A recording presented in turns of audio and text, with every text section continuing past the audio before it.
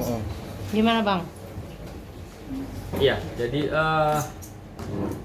saya terakhir komunikasi dengan Doktif itu dia telepon saya ya, agak lama itu kemarin tanggal 25 ya, tanggal 25 kemarin dia ngobrol bahwa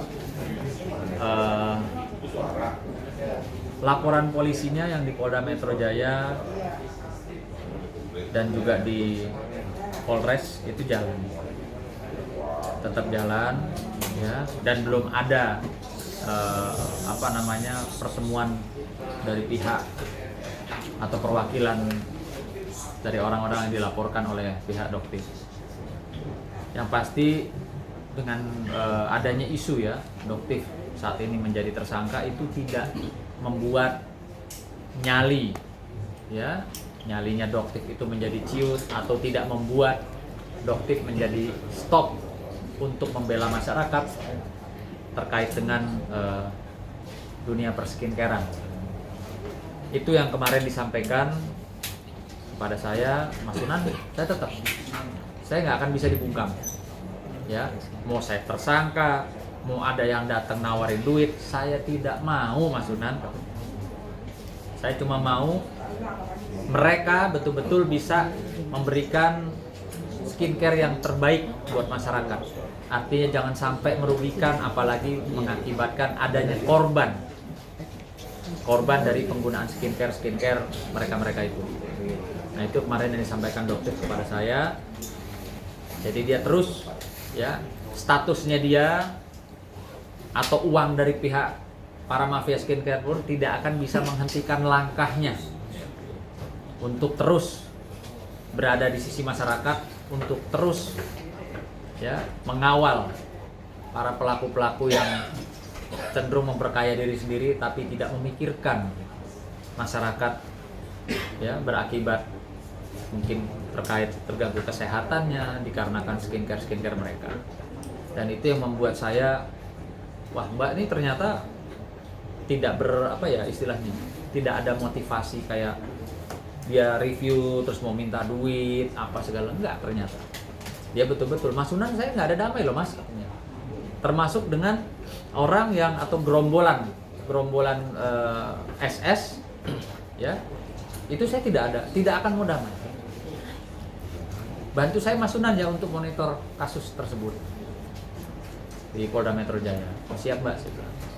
Memang itu satu hal dan gambaran yang sangat tidak pantas ketika Doktif ya di satu tempat didatangi oleh beberapa orang, memaki-maki, menuding-nuding, bahkan menghalangi Doktif untuk meninggalkan tempat tersebut, bahkan menghalangi untuk Doktif naik mobil, bahkan supirnya pun juga dihalang-halangi. Bahkan yang sangat fatal saya lihat, yang udah kayak waduh udah kayak jagoan banget deh saya bilang ya, suaminya terlapor itu tergambar seolah-olah ingin melakukan sesuatu gitu loh ya, sesuatu dalam arti kata negatif, kekerasan terhadap Doktif, sehingga tergambar juga di video yang sudah viral itu, bisa diakses di mana-mana di YouTube.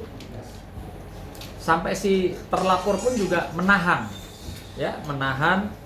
agar terduga suaminya ini tidak melakukan kekerasan terhadap Doktif. Nah ini kan betul-betul luar biasa. Apa mereka merasa banyak uang atau kenal dengan jenderal-jenderal, mungkin bintang 1, bintang 2, bintang 3, mungkin bintang 7, sehingga mereka bisa berlaku seperti itu ya, berlaku seperti yang kalau kayak zaman sekarang lagi rame itu kayak seperti ormas datang rame-rame ngegeruduk Doktif kan gitu ya Bang ya.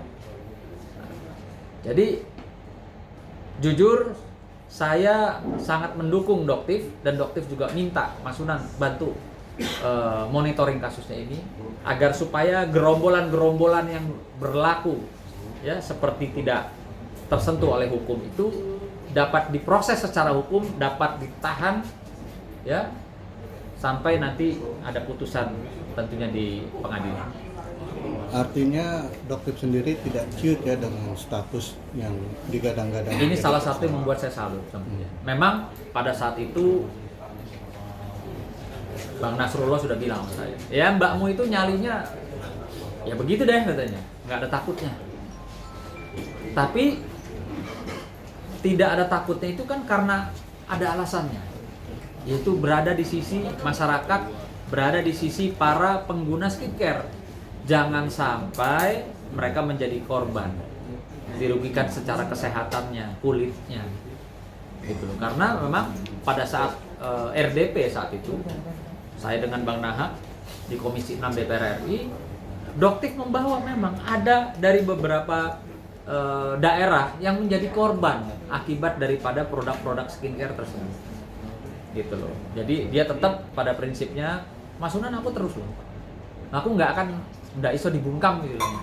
Mau dengan status tersangka, mau dengan ada yang mungkin nawarin duit sekian, aku nggak bisa Mas. Aku terus maju gitu dengan bahasa ininya kan. Gitu loh. Nah, itu yang laporan di Polda sendiri perkembangan seperti apa, Bang?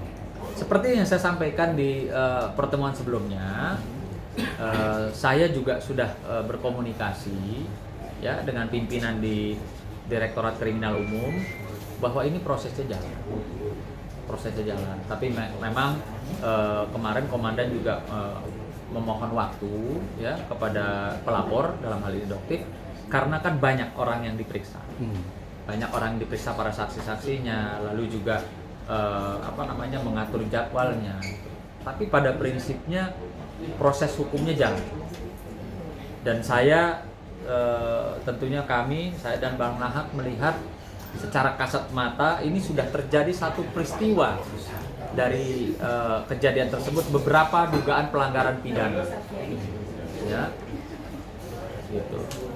Nah, terkait yang soal yang di Polsek atau Polres Jakarta Utara yang penggerudukan itu, mungkin ada perkembangannya juga. Timur ya? Iya, Timur. Ya itu tetap sama, disampaikan, berjalan. Jadi tidak ada kendala sampai dengan saat ini. Tapi memang proses proses hukum, proses penyidikannya memang ya harus kita ikuti lah tahapan-tahapan.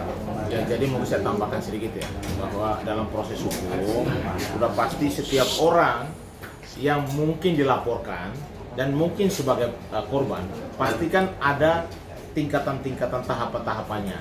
Kita ini harus berbicara terkait dengan, ini kan kita harus mendukung si Doktif dalam artian dia kan memperjuangkan supaya yang namanya skincare yang beredar di masyarakat ini jangan sampai skincare yang memang memiliki zat-zat yang berbahaya.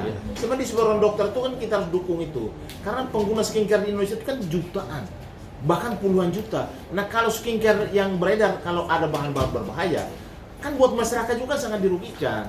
Makanya beliau berjuang, sampai kapanpun saya akan tetap berjuang, saya akan berpihak dan saya akan berada di sisi masyarakat. Saya dan Bang Sunan pun sama, dan dulu kita sampaikan bahwa kami akan berada di sisi masyarakat untuk memperjuangkan hak-hak daripada pemakai yang namanya skincare tersebut. Kalau memang mereka mengalami masalah-masalah kulit dan lain sebagainya karena menggunakan skincare yang memang ada dugaan palsu atau menggunakan barang-barang berbahaya, biarkan kami perjuangkan lewat badan yang namanya Badan Perlindungan Konsumen Nasional. Nah itu sebenarnya positif, teman wartawan juga harusnya menyiarkan sesuatu yang benar, karena kita berada di sisi pengguna, di sisi masyarakat.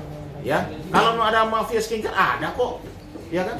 Itulah kenapa kalau orang memperjuangkan sesuatu yang benar kayak Doktif, makanya dilaporkan di mana-mana supaya dibungkam. Tapi karena dia berani, dia lawan terus, nggak apa-apa. Ya, cukup ya. Oke, Bang, terkait Dokter Oki, Bang.